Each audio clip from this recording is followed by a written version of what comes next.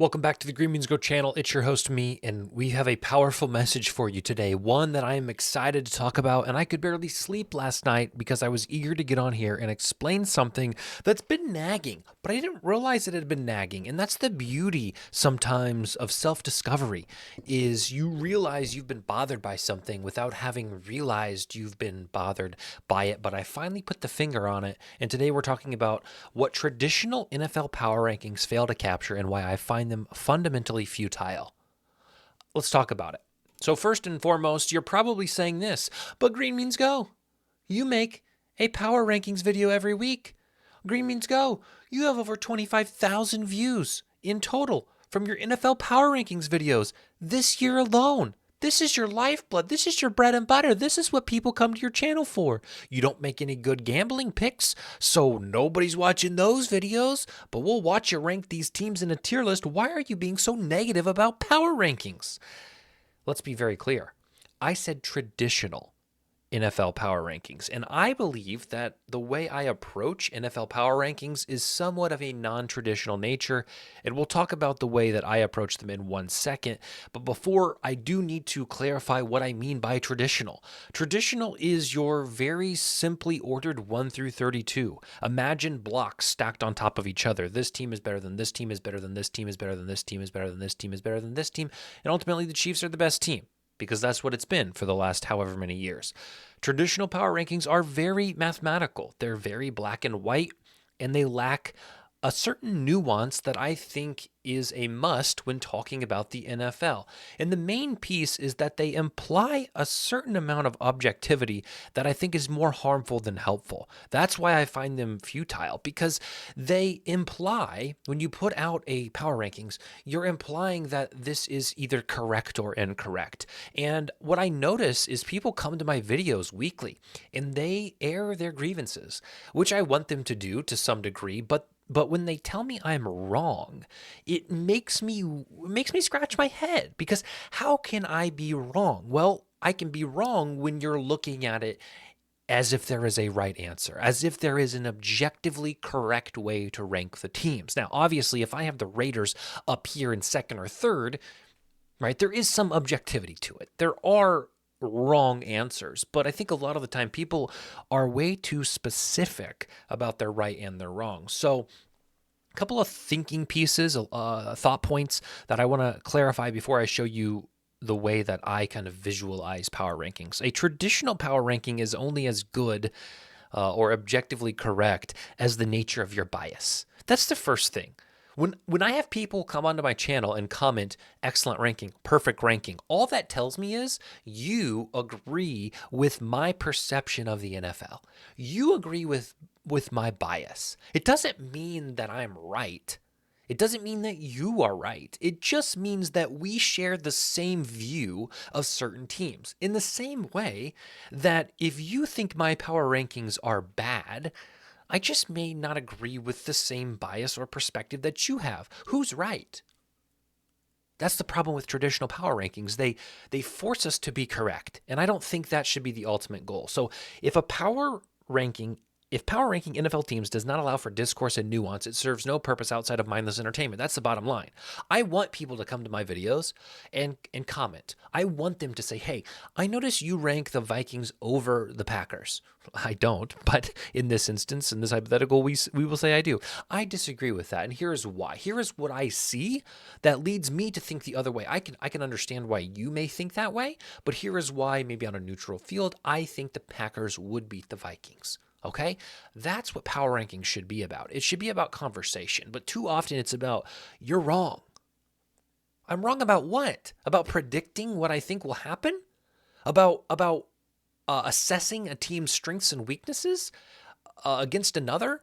Two very measurable and mathematical ideas, but ones that can be treated with a level of subjectivity that's often ignored.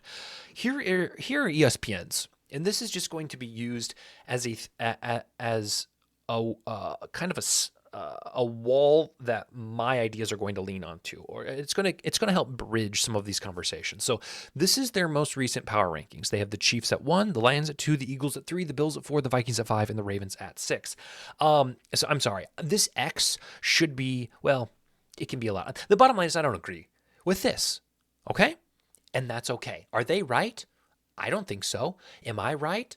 Probably not. Who's right about it? That's the problem with traditional power rankings. They imply a certain level of correctness. I don't believe the Chiefs are the number one team in the league, and I would ask them to define their argument. Nowhere in their ranking description, they're talking about Xavier Worthy, for crying out loud, right? Tell me why the Chiefs are number one. Define your argument. Defend your stance. Okay? Is it because they have the best record?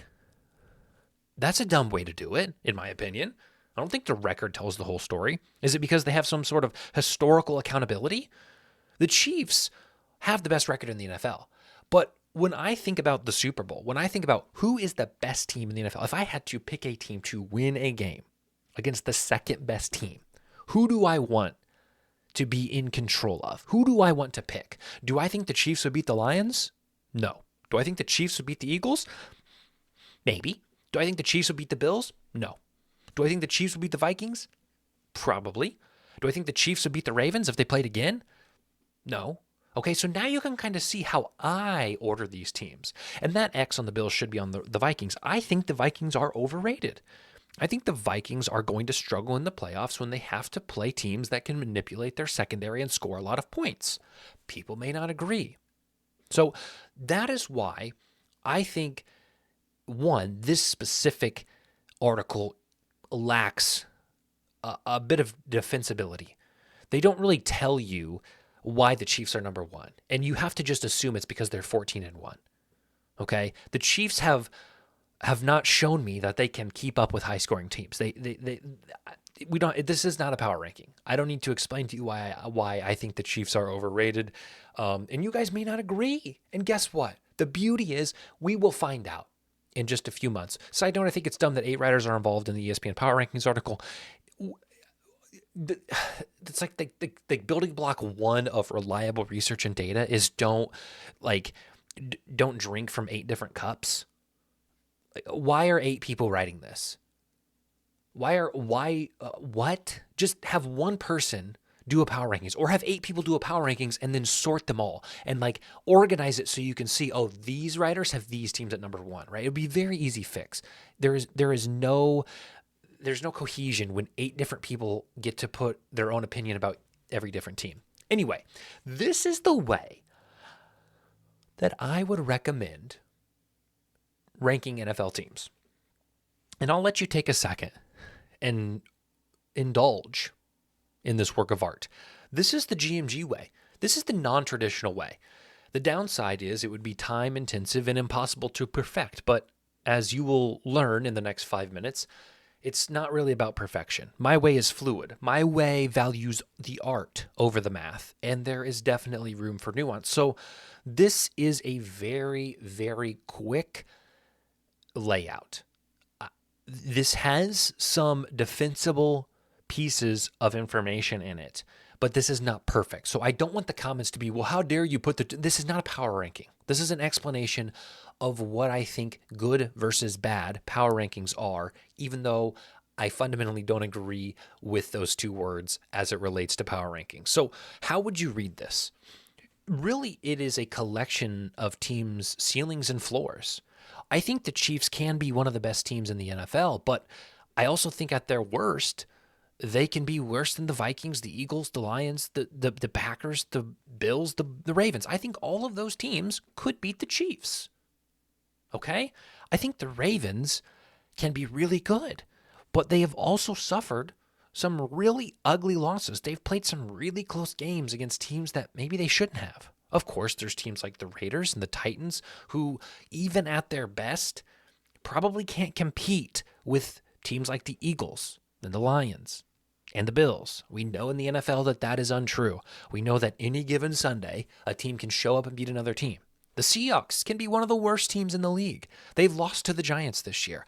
They've looked very vulnerable against mid teams, but I think that 5 times out of 10, maybe 7 times out of 10, the Seahawks would beat the Denver Broncos. I don't think the Denver Broncos are really that good. I know their record may say otherwise, but I don't see their ceiling being that high. Now, when I make my weekly power rankings video, this is what I see in my head.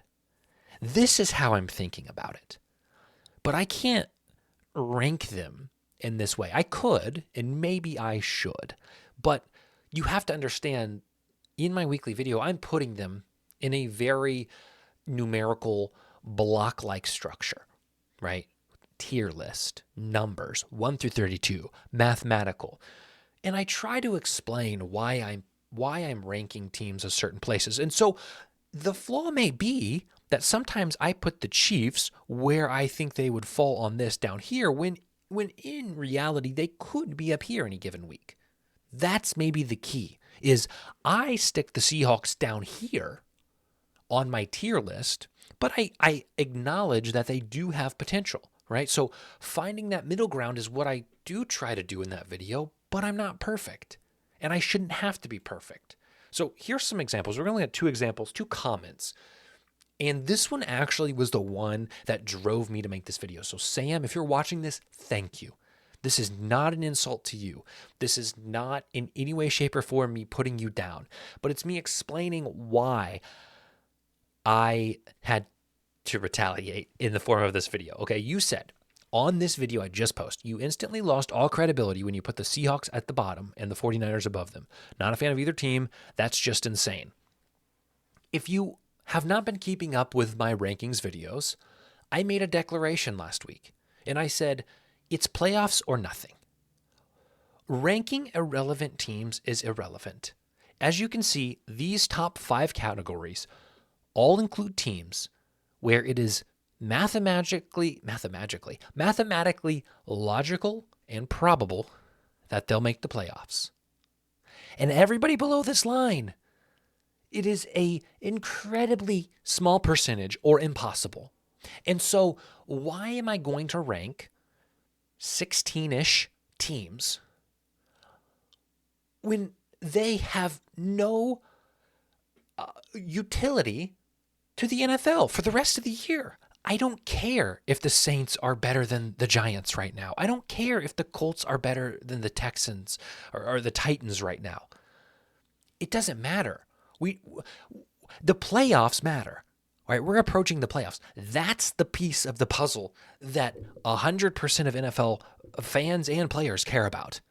Ranking the Seahawks and the 49ers when they are both out of the playoffs. Oh, but the Seahawks could still make it. The Seahawks have to beat the Bears and the Rams have to lose to the Cardinals and the Seahawks. It's not happening, okay? And that may be a power ranking. That may be a prediction. It's not happening. The Seahawks are done, okay?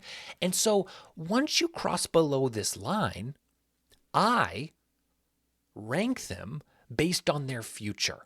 And so I very clearly said the Seahawks are not only done for this year, but I fear that Geno Smith is aging or has aged to a level where they're going to have to replace him.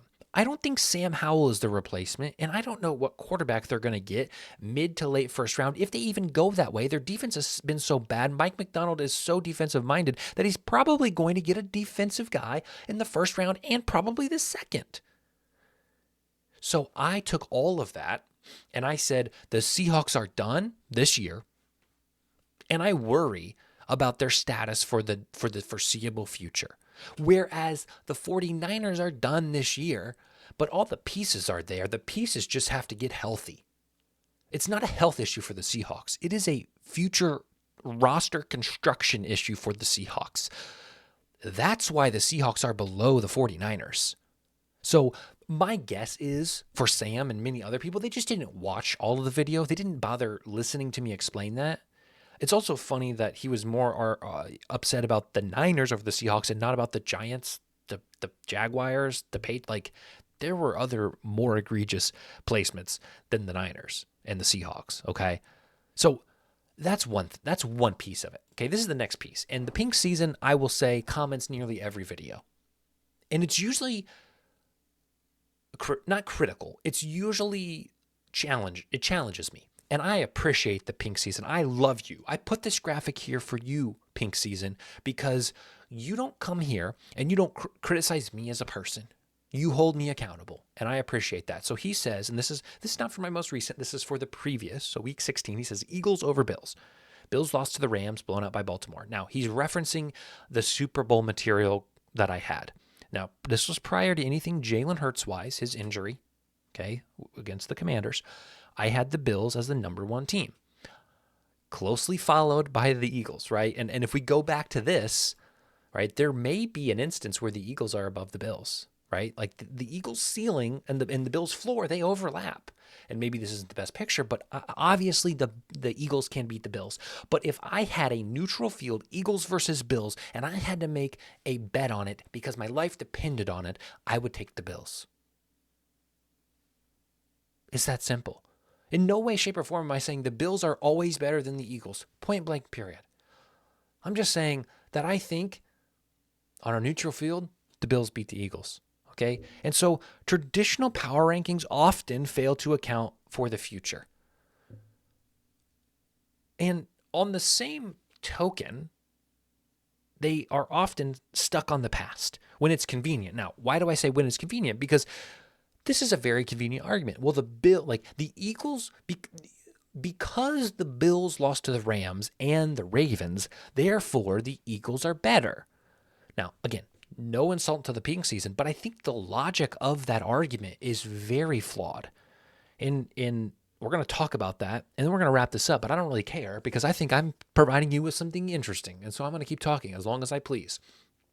The Bills also beat the Lions. Probably one of the best teams in the NFL, one of the most consistent teams in the NFL, one of the NFC Super Bowl picks. A team, like, what is more important? A team's bad losses or a team's good wins?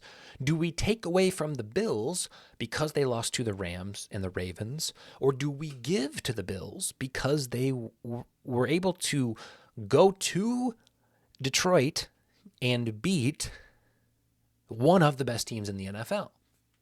And I'm not here to make a declaration on that. I'm here to pose that as something to think about. So take, for example, and this is probably the best example we can have in 2024 is the Ravens, right? I've highlighted their good wins. Again, that's subjective based on my metrics, and I've highlighted their bad losses. So wins that maybe they weren't expected to win, or I think prove something, losses that they were definitely not expected to incur but did. So good wins. Yes, they beat the Bills by 25. That is good. Yes, I think beating the Bengals twice, once by 3 and once by 1. I know the Bengals record doesn't prove everything. And like I said, that should not be important. I just think on paper, the Bengals have a decent team, a good team. And the Ravens beat them twice. I think that's good. And they beat the Texans. Now, you could say, well, maybe that's more about the Texans being bad, but they did so in a manner that was convincing. 31-2. They did it defensively. You see some high scores for the opponents on here. Okay, lately, they figured something out. So that's good. So at some level, power ranking has to be art over math, because how do you mathematically quantify good wins, bad losses, right? Because you can say, well, the Ravens lost to the Raiders and the Browns, so they should be below them? No, of course not. Well, the Ravens beat the Texans, Bengals, and Bills, so they should be top 2. Should they? Okay. Power rankings should and should not be this. I believe, and we're wrapping it up, but this is kind of how I feel about all of it. Power rankings should be fluid and nuanced. There has to be a little bit of an amoeba, a little bit of a blob, a little bit of a congealed action with power rankings. They of course, should be personal. If someone is taking the time to rank all 32 teams, they should be able to share their opinion, but their opinion should be defensible. It should be ridiculous. You're not going to, I'm not advocating for Giants are the third best team in the league because they beat the Seahawks, and the Seahawks have beat the Cardinals twice and they blew out the Cardinals, and the Cardinals looked really good again. Like, I'm not advocating for idiotic defensibilities. I'm arguing for pretty sound and reasonable things, but they should also be past, present, and future. And this is a key piece that I think is often missed. Too often power rankings are only past, or a little bit of past, a little bit of present. I think this future piece is a very important characteristic that if it's not implemented, and you may disagree, you may say power rankings are for the current time. They should not be looking for the future. And I would disagree. And I would say, well, what's the point then? Like if we're not having our eyes constantly on the NFL, like the end goal, the Super Bowl, if we're not ranking teams about how we think they have the ability to progress towards that ultimate goal for the future, what are we doing? Okay, I don't care how good the Seahawks are tonight against the Bears. I care how good they will be in the playoffs. Oh wait, they're not going to make the playoffs because the Rams aren't going to lose 2 games and they're not going to win 2 games? Okay, then what's the matter? What are we talking about? All right? Power rankings should not be, well, team A beat team B, so therefore team A has to be better than team B, which I see all the time. And it's a slippery slope. They shouldn't be only mathematical, which I think they so often are. But the main thing, and that's why it's in the biggest text on this page, power rankings should not be objective. They should not be right or wrong. Yes, guys, they should have a rightness and a wrongness about them, but they should not be black and white, right and wrong. You've lost all credibility because you made one decision. No. All right? Please understand that piece. And please hear me that too often the traditional 1 through 32 sets itself up for an objective right or wrong, premise. And I think it's the wrong way to do it. Okay, this is something I came up with, and I'm proud of it. I feel good about it.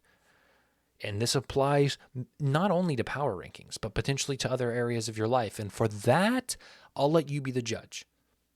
All right? But I think we have to stop doing math on a canvas.